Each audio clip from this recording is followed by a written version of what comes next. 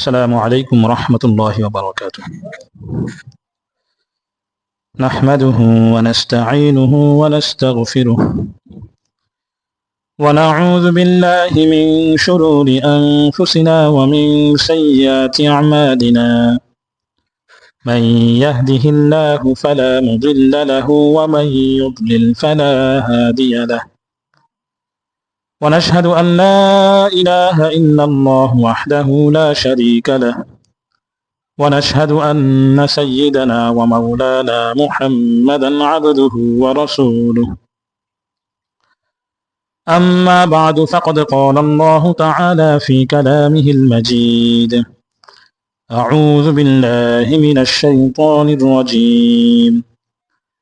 شهر رمضان الذي أنزل فيه القرآن وبينات من الهدى والفرقان هدى للناس وبينات من الهدى والفرقان صدق الله العظيم.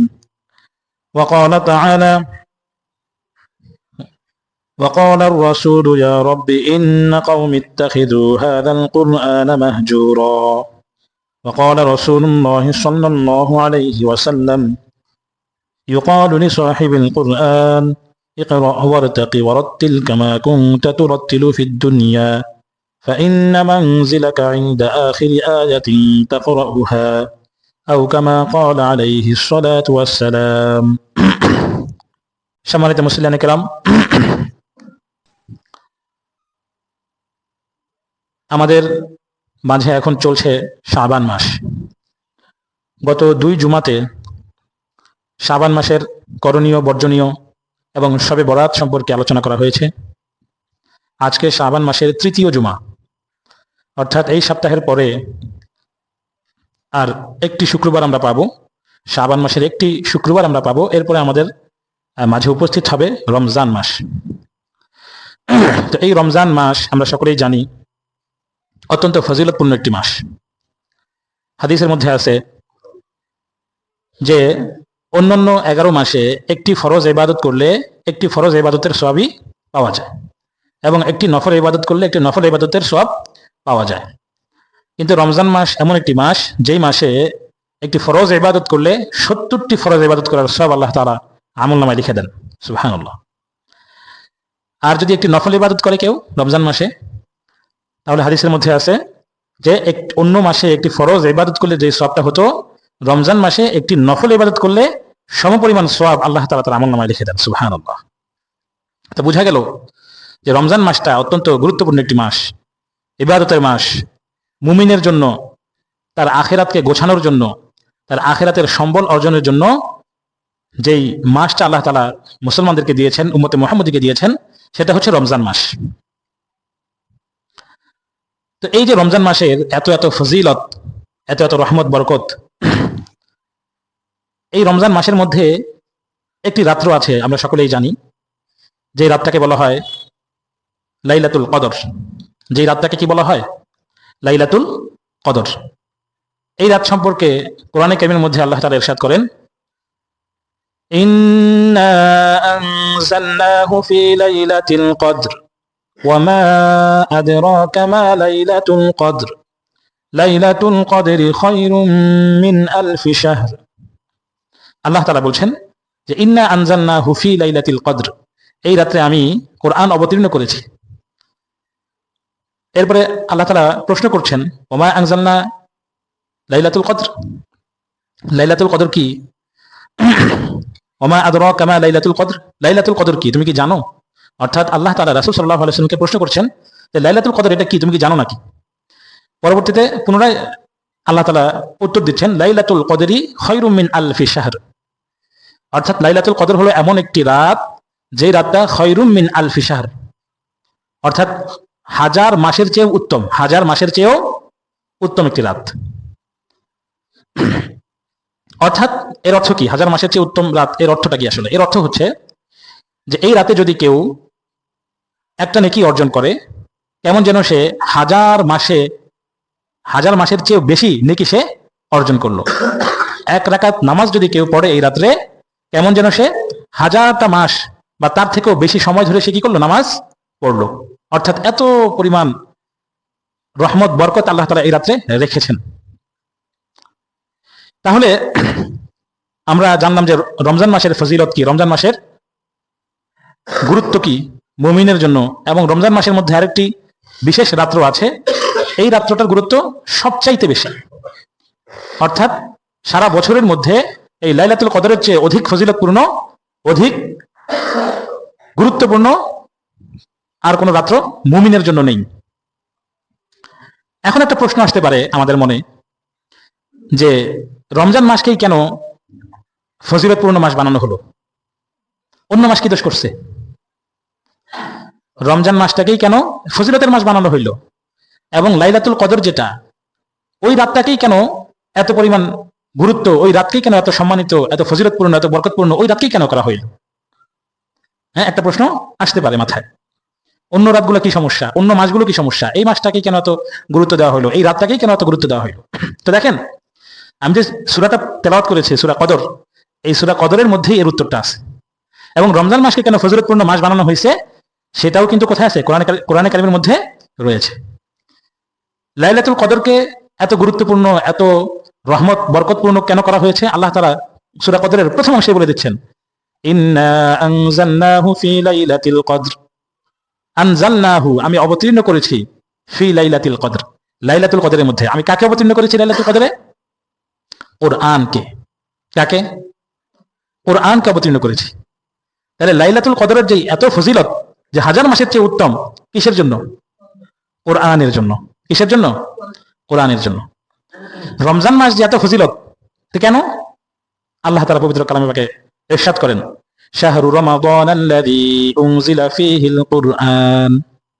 শাহরু রমাদান, রমজান মাস এমন একটি মাস, উনজিলা ফীহিল কুরআন, এই মাসে আমি কোরআন অবতীর্ণ করেছি। সুবহানাল্লাহ। তাহলে এই যে রমজান মাসটাকে এত সম্মানিত করা হয়েছে, এর মধ্যে লাইলাতুল কদরটাকে এত বেশি সম্মানিত করা হয়েছে, কেন করা হয়েছে? কোরআনের কারণে। কোরআনের সাথে রমজান মাস ওতপ্রোতভাবে জড়িত। রমজান মাসে কোরআন অবতীর্ণ করা হয়েছে এবং নির্দিষ্টভাবে লাইলাতুল কদরে কোরআন অবতীর্ণ করা হয়েছে। এজন্য রমজান মাসের এত ফজিলত, লাইলাতুল কদরের এত ফজিলত। সুবহানাল্লাহ। তাহলে এবার চিন্তা করেন, যে কোরআনের জন্য রমজান মাসের এত ফজিলত, যে কোরআনের জন্য লাইলাতুল কদরের এত ফজিলত, সেই কোরআনের ফজিলতটা না জানি কেমন, সেই কোরআনের ফজিলতটা না জানি কেমন হবে।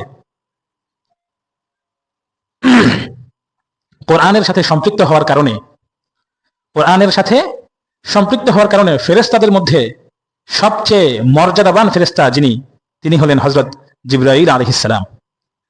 অর্থাৎ তিনি যে আল্লাহর কাছ থেকে কোরআন নিয়ে রাসূল সাল্লাল্লাহু আলাইহি ওয়াসাল্লামের কাছে নিয়ে আসতেন, এই কোরআনের সাথে সম্পৃক্ত হওয়ার কারণে ফেরেশতাদের মধ্যে সবচেয়ে উত্তম ফেরেশতা হয়ে গেছেন হযরত জিবরাইল আলাইহিস সালাম।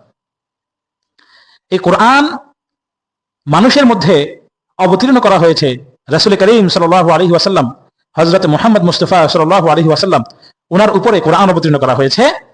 আর দেখেন, আল্লাহর পরে সবচেয়ে উত্তম যদি কেউ থেকে থাকে, আল্লাহর পরের স্থানটাই হলো রাসূল করিম সাল্লাল্লাহু আলাইহি ওয়াসাল্লামের।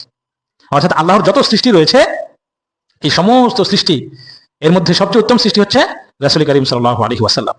কেন? কারণ রাসূল সাল্লাল্লাহু আলাইহি ওয়াসাল্লামকে কোরআন দেওয়া হয়েছে। কোরআনের সাথে সম্পৃক্ত হওয়ার কারণে আল্লাহ রাসূলের মর্যাদা বেড়ে গিয়েছে। সমস্ত নবী রাসূলদের মধ্যে আল্লাহ রাসূল সবচেয়ে উত্তম, সবচেয়ে মর্যাদাবান। সমস্ত ফেরেশতাদের মধ্যে জিবরাইল আলাইহিস সালাম হচ্ছে সবচেয়ে মর্যাদাবান। সমস্ত মাসের মধ্যে রমজান মাস হচ্ছে সবচেয়ে মর্যাদাবান। আর সমস্ত দিন রাতের মধ্যে, সারা বছরের দিন রাতের মধ্যে সবচেয়ে উত্তম রাত হচ্ছে লাইলাতুল কদর। এই সমস্ত কিছু কেন হলো? একমাত্র কোরআনের কারণে।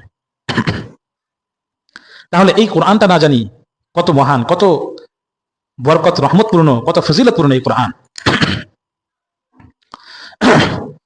কিয়ামতের দিন হাদিসের মধ্যে এসেছে, যারা কোরআনকে বুকে সংরক্ষণ করে, যারা কোরআনকে বুকে সংরক্ষণ করে, হাফিজুল কোরআন যারা, তাদেরকে বলা হবে ইউকালু লি সাহিবিল কোরআন, সাহিবে কোরআনদেরকে বলা হবে ইকরা, তুমি পড়ো, ইকরা, তুমি পড়ো, ওয়ারতাকি, এবং তুমি কি করো? আরোহণ করতে থাকো, পড়ো এবং আরোহণ করতে থাকো। ওয়ারাত্তিল কামা কুনতা তুরাত্তিলু ফিদ দুনিয়া। দেখেন, একটু খুবই গুরুত্বপূর্ণ বিষয় এই হাদিসের মধ্যে। ওয়ারাত্তিল কামা কুনতা তুরাত্তিলু ফিদ দুনিয়া, দুনিয়াতে যেভাবে তুমি তারতিলের সাথে, ধীর সুস্থে, তাজবিদের সাথে, সহি শুদ্ধভাবে যেভাবে তুমি তেলাওয়াত করতে, রত্তিল, ঠিক সেভাবে তেলাওয়াত করো। ফাইন্না মানজিলাকা ইনদা আখিরি আয়াতিন তাকরাউহা, এবং তোমার মর্যাদা হবে, তোমার স্থান হবে, তোমার মঞ্জিল হবে ইনদা আখিরি আয়াতিন তাকরাউহা, যা কিছু তুমি পড়বা তার মধ্যে সর্বশেষ যে আয়াত, অর্থাৎ যেখানে পড়ে তুমি থেমে যাবা, ওইটাই তোমার মর্যাদা হবে, ওইটাই তোমার মঞ্জিল হবে। সুতরাং যে ব্যক্তি পুরা কোরআন শরীফ পড়বে সে সবচেয়ে বড় মর্যাদার অধিকারী হবে। যে হয়তো পুরা কোরআন শরীফ পারে না, হয়তো মুখস্থ নেই, সে হয়তো একটা সূরা পড়লো, তাহলে তার মর্যাদা একটা সূরা পরিমাণ হবে। যে দুইটা সূরা পড়লো তার মর্যাদা দুইটা সূরা পরিমাণ হবে। যে এক পারা পড়লো তার মর্যাদা এক পারার সম পরিমাণ হবে। তো দেখেন, শুধু পড়লেই হবে না, ওয়ারাত্তিল কামা কুনতা তুরাত্তিলু ফিদ দুনিয়া, দুনিয়াতে যেভাবে তার তিলের সাথে পড়তা, সহি শুদ্ধভাবে পড়তা, সেভাবে পড়ো। হাদিসের মধ্যে এটা উল্লেখ আছে। তো যাই হোক, তাহলে কোরআনের ফজিলতটা কিরকম দেখেন। কিয়ামতের দিবসে যারা হাফিজুল কোরআন, যারা কি হাফিজুল কোরআন, তারা এমন 10 জন মানুষকে সুপারিশ করে জান্নাতে নিয়ে যাবে যাদের জন্য জাহান্নাম ওয়াজিব হয়ে গিয়েছিল। সুবহানাল্লাহ, যাদের জন্য জাহান্নামটা কি হয়ে গেছিল? ওয়াজিব, মানে তারা নিশ্চিত জাহান্নামী, জাহান্নামে এখনই জাহান্নামের মধ্যে তাদেরকে দিয়ে দিবে। এমন সময় কোরআনে হাফিজ এসে তাদের জন্য সুপারিশ করবে, আল্লাহ তাআলা তাদের সুপারিশ কবুল করবেন, এবং 10 জন ব্যক্তি হাফিজুল কোরআন, যে সে 10 জন ব্যক্তিকে এই জাহান্নাম থেকে জান্নাতে নিয়ে যাবে। সুবহানাল্লাহ। শুধু কি হাফিজুল কোরআন, কোরআন নিজেই সুপারিশ করবে। হাদিসের মধ্যে আছে, আল্লাহ রাসূল সাল্লাল্লাহু আলাইহি ওয়াসাল্লাম বলেন, আল কুরআনু শাফিউন মুশাফফাউন, কোরআন নিজেই সুপারিশকারী, সে এমন সুপারিশকারী যার সুপারিশ কবুল করা হবে। এরপরে কি বলছেন, ওয়ামা হিল্লুন মুসাদ্দাকুন, এবং কোরআন এমন বিতর্ককারী যার বিতর্ক মেনে নেওয়া হবে। অর্থাৎ বিতর্ককারী মানে কার সাথে বিতর্ক করবে? কোরআন কার সাথে বিতর্ক করবে? আল্লাহর সাথে বিতর্ক করবে। হ্যাঁ, তাকে যে ধারণ করেছে, কোরআনকে যে ধারণ করেছে, কোরআন অনুযায়ী যে দুনিয়াতে, কোরআন অনুযায়ী যে চলাচল করেছে, জীবন অতিবাহিত করেছে, তার জন্য কোরআন আল্লাহর সাথে তর্ক করবে। হ্যাঁ, বলবে যে না, আল্লাহ তার আযাব দিন না, সে তো কি করতো? প্রতিদিন এশার পরে সূরা মুলক তেলাওয়াত করতো। এমনি ভাবে এরপরে হাদিসের পরের অংশে রাসূল সাল্লাল্লাহু আলাইহি ওয়াসাল্লাম বলেন, মান জাআলাহু আমামাহু কাদাআহু ইলাল জান্নাহ, যে ব্যক্তি কোরআনকে সামনে রাখবে, অর্থাৎ জীবন চলার পথে সে কোরআনকে সামনে রাখবে, অর্থাৎ কোরআন অনুযায়ী যে জীবন করবে, জীবন পরিচালিত করবে, কাদাআহু ইলাল জান্নাহ, রাসূল সাল্লাল্লাহু আলাইহি ওয়াসাল্লাম বলেন কোরআন তাকে টেনে নিয়ে জান্নাতে নিয়ে যাবে। সুবহানাল্লাহ। ওয়া জাআলাহু খালফা যহরিহি, আর যে ব্যক্তি কোরআনকে সামনে রাখবে না, পিছনে রাখবে। হ্যাঁ, পিছনে রাখবে কি? কোরআন অনুযায়ী জীবন পরিচালিত করে নাই, সে কোরআনে যেটা বলছে উল্টাটা করছে, তাহলে কি বলতেছে? সাকাতাহু ইলান নার, কোরআন তাকে জাহান্নামে নিক্ষেপ করবে, এই কোরআনই তাকে জাহান্নামে নিক্ষেপ করবে। আল্লামা ইকবাল রহমতুল্লাহ আলাইহি তিনি বলেন, वो जमाना में मुअज़्ज़ज़ थे हामिल कुरान होकर, और तुम जलीलो खवार हुए तारिक कुरान होकर। অর্থাৎ সেই জামানা ছিল যখন হামিলে কোরআন ছিল মানুষ, হামিলে কোরআন, কোরআনকে ধারণ করতো, গ্রহণ করতো, কোরআন অনুযায়ী চলতো, তখন মানুষটা কি ছিল? মুআজ্জাজ ছিল, সম্মানিত ছিল। পুরো বিশ্ববাসীর কাছে মুসলমানরা সম্মানিত ছিল, মুসলমানদেরকে কি করতো মানুষ? পুরো বিশ্ব সম্মান করতো। এরপরে কি হইলো? আওয়ার তুম জালিল ও খাবার হয়ে তারিক কোরআন হোকার, যখন কোরআন ছেড়ে দিলে তখন কি হয়ে গেলে? লাঞ্ছিত, অপমানিত হয়ে গেলে।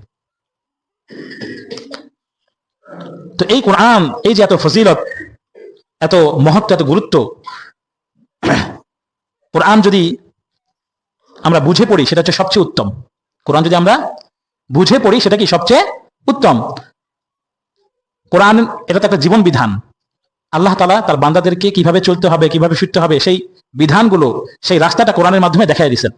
তো এটা যদি আমরা না বুঝি তাহলে তো আমরা কি, আল্লাহ কি বলছে সেটা তো বুঝলাম না। হ্যাঁ, তো এই বোঝাটা এটা তো অটোমেটিক হবে না। অটোমেটিক হবে? এটা শিখতে হবে, কোরআনের অর্থ শিখতে হবে, কোরআনের অনুবাদ শিখতে হবে, কোরআনের তাফসীর শিখতে হবে। তো উলামায়ে কেরাম বলেন যে কোরআনের অনুবাদ শিখা, কোরআনের তাফসীর শিখা, এটা হচ্ছে ফরজে কিফায়া। উম্মতে মুহাম্মদের উপর কি ফরজে কিফায়া। ফরজে কিফায়া মানে, ফরজে কিফায়ার অর্থ হলো যদি উম্মতের মধ্য থেকে কয়েকজন এটা শিখে তাহলে সবার উপর থেকে কি হয়ে যাবে? এই দায়িত্বটা আদায় হয়ে যাবে। যেমন জানাজার নামাজ, ফরজে কিফায়া। পুরো গ্রামবাসীর মধ্যে থেকে যদি কমপক্ষে 3 জন জানাজার নামাজ আদায় করে তাহলে সবার পক্ষ থেকে আদায় হয়ে যাবে, মানে কি হবে, সবাই গুনাহ থেকে মুক্ত হয়ে যাবে। আর যদি কেউ আদায় না করে তাহলে সবাই গুনাহগার হবে। তেমনি ভাবে উম্মতের মধ্যে থেকে যদি কেউ কোরআন অর্থসহ না শিখে, কোরআনের তাফসীর, কোরআনের যে বিধিবিধানগুলো আছে এগুলো যদি কেউ না শিখে, তাহলে পুরো উম্মত গুনাহগার হবে। আর যদি অল্প কয়েকজন শিখে নেয় তাহলে সবাই সেই গুনাহ থেকে মুক্ত হয়ে যাবে। কিন্তু আরেকটা শিক্ষা আছে, যেই শিক্ষাটা হচ্ছে ফরজে কিফায়া নয়, বরং ফরজে আইন, সবাইকে শিখতেই হবে। সেটা হচ্ছে সহিহ শুদ্ধভাবে কোরআন। সেটা কি? সহিহ শুদ্ধভাবে কোরআন শিখা, এটা ফরজে আইন, শিখতেই হবে। কেউ যদি সহিহ শুদ্ধভাবে কোরআন না শিখে তার নামাজ হবে না। তার কি হবে না? নামাজ হবে না। ছোট্ট একটা সূরা, কুল হুয়াল্লাহু আহাদ আল্লাহুস সামাদ লাম ইয়ালিদ ওয়া লাম ইউলাদ ওয়া লাম ইয়াকুল লাহু কুফুয়ান আহাদ।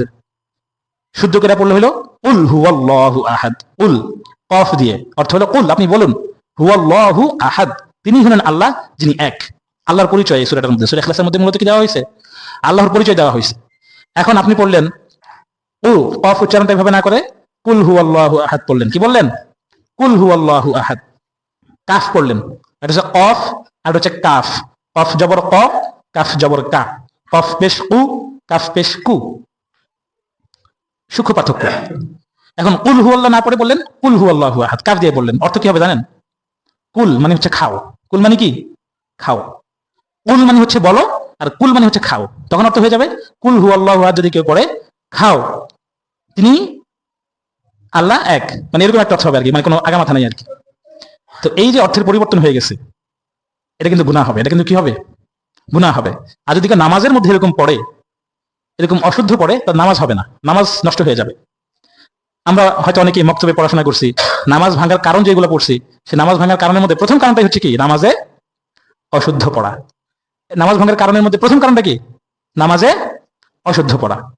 তা আমার কোরআন যদি সহি না হয়, আমার কোরআন যদি শুদ্ধ না হয়, তাহলে নামাজ হবে না। তো নামাজ পড়তে পড়তে কপালটাকে কালো বানায় ফেললাম, কিন্তু কোরআন সহি না, নামাজটা তো হচ্ছে না। এটা ফরজে আইন। কমপক্ষে নামাজ পড়ার জন্য যতটুকু দরকার, হ্যাঁ, অতটুকু তো অবশ্যই শিখতে হবে সহি শুদ্ধভাবে। আর একজন মুসলমান হিসেবে তো আমাকে কি করতে হবে? আমার কোরআনটাকে তো অবশ্যই পড়তে হবে, শিখতে হবে। অথচ এই কোরআন শেখার জন্য আমাদের কি নাই? সময় নাই। যাই হোক, তো প্রথম কথা হচ্ছে যে কোরআন বুঝে বুঝে পড়তে হবে। 2 নম্বর কথা হচ্ছে, কোরআন যদি কেউ বুঝে নাও পড়ে, তাইলেও কিন্তু কি আছে? সওয়াব আছে। কোরআন যদি কেউ কি করে, বুঝে না কোরআনে কি আছে, কিন্তু এমনি না বুঝেই পড়তেছে। যেমন যারা হাফেজ হয় সাধারণত, মানে আলেম হয় নাই, হাফেজ হয়েছে শুধু, তারা কিন্তু কি পারে না কোরআন, মানে বুঝে নাই, মুখস্থ করছে শুধু। তো না বুঝে পড়লেও কিন্তু কি আছে? সওয়াব আছে। তাও কি ছোটখাটো সওয়াব না, অনেক সওয়াব। হাদিসের মধ্যে রাসূল সাল্লাল্লাহু আলাইহি ওয়াসাল্লাম বলেন,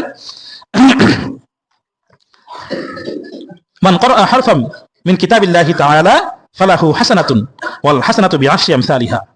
আল্লাহ রাসূল সাল্লাল্লাহু আলাইহি ওয়াসাল্লাম বলেন, মান ক্বারা হারফান মিন কিতাবিল্লাহ, যে ব্যক্তি কিতাবুল্লাহ থেকে, কোরআন থেকে একটি হরফ পড়বে, ফালাহু হাসানাতুন, তার জন্য একটি নেকি। তার জন্য কয়টি নেকি? একটি নেকি। কিন্তু এই এক নেকি অন্য সাধারণ নেকির মতো না। এরপর কি বলতেছে? ওয়াল হাসানাতু বিআশরি আমসালিহা, এবং এই এক নেকিকে 10 নেকির সমপরিমাণ করা হবে। সুবহানাল্লাহ। অর্থাৎ একটা হরফ পড়লে 10টা নেকি হবে। কয়টা নেকি হবে? 10টা নেকি। এরপরে রাসূল সাল্লাল্লাহু আলাইহি ওয়াসাল্লাম বলছেন, লা আকুলু, আমি এই কথা বলি না, আলিফ লাম মিম হরফুন। আলিফ লাম মিম আছে না কোরআনের মধ্যে? আলিফ লাম মিম, তারপর ইয়াসিন, যেগুলো আছে না, রাসূল সাল্লাল্লাহু আলাইহি ওয়াসাল্লাম বলছেন আলিফ লাম মিম এটা একটা হরফ না, ওয়ালাকিন আলিফুন হরফুন ওয়া লামুন হরফুন ওয়া মিমুন হরফুন। আলিফ একটা হরফ, লাম একটা হরফ, মিম একটা হরফ। তাহলে আলিফ লাম মিম, সূরা বাকারা শুরুতেই আছে আলিফ লাম মিম, এই যে 3টা হরফ পড়লাম, আমার 30 নেকি হয়ে গেল। সুবহানাল্লাহ। আর না বুঝে পড়লে যে সওয়াব, এটাও এই হাদিসই হলো কি, না বুঝে পড়লে যে সওয়াব হবে, এটা দলিল। কারণ এই আলিফ লাম মিম, এই যে আয়াতটা, এই আয়াতের অর্থ কি? নাই। অর্থাৎ এই আয়াতের অর্থ শুধুমাত্র আল্লাহ তাআলা জানেন, আর কেউ জানে না, দুনিয়ার কেউ এই আয়াতের অর্থ জানে না। এগুলোকে হুরুফে মুকাত্তাআত বলা হয়, হুরুফে মুকাত্তাআত। বিভিন্ন সূরা শুরুতে, হ্যাঁ, ইয়াসিন, কাফ, হা, ইয়া, আইন, সাদ, আলিফ লাম মিম, র, ত, সিম, মিম, আইন, সিন, কফ, এই যে হরফগুলো, এই হরফগুলোর অর্থ কি কেউ জানে না, শুধুমাত্র আল্লাহ তাআলা জানেন। তাহলে এই হরফগুলো পড়লেও তো সব হচ্ছে। এটাই হচ্ছে, না বুঝে পড়লেও যে সব, এই দলিল হচ্ছে এই হাদিস। অর্থাৎ না বুঝে পড়লেও কি হবে? কোরআন শরীফ না বুঝে পড়লেও সওয়াব হইতে থাকবে। কিন্তু শর্ত হইল, পড়াটা কি হইতে হইব? সহি হইতে হইব। পড়াটা কি হইতে হবে? সহি হইতে হবে। আপনি যদি ভুল পড়েন তাহলে তার সওয়াব হবে না, উল্টা গুনাহ হবে। ইমাম গাজ্জালী রাহমাতুল্লাহ আলাইহি বলেন, রুব্বা কারিইন ইয়াকরাউ ইয়াকরাউল কুরআন ওয়াল কুরআন ইয়ালআনুহু। আল্লাহু আকবার। রুব্বা কারিন ইয়াকরাউল কুরআন, অনেক কারি আছে, অনেক মানুষ আছে যারা কোরআন শরীফ পড়ে, কিন্তু কোরআন তাকে লানত দেয়। কোরআন তাকে কি দেয়? ওয়াল কুরআন ইয়ালআনুহু, কোরআন তাকে লানত করে, অভিশাপ করে, তুমি আমাকে পড়ো না, হ্যাঁ তুমি আমাকে পড়ো না, দরকার নাই তোমার পড়ার, তুমি তো আমার পড়া, তোমার তো সব হচ্ছে না, ওটার কি হইতেছে? গুনাহ হচ্ছে। ওটার কি হচ্ছে? গুনাহ হচ্ছে। কারণ কি? অশুদ্ধ পড়ার কারণে। কি কারণে? অশুদ্ধ পড়ার কারণে।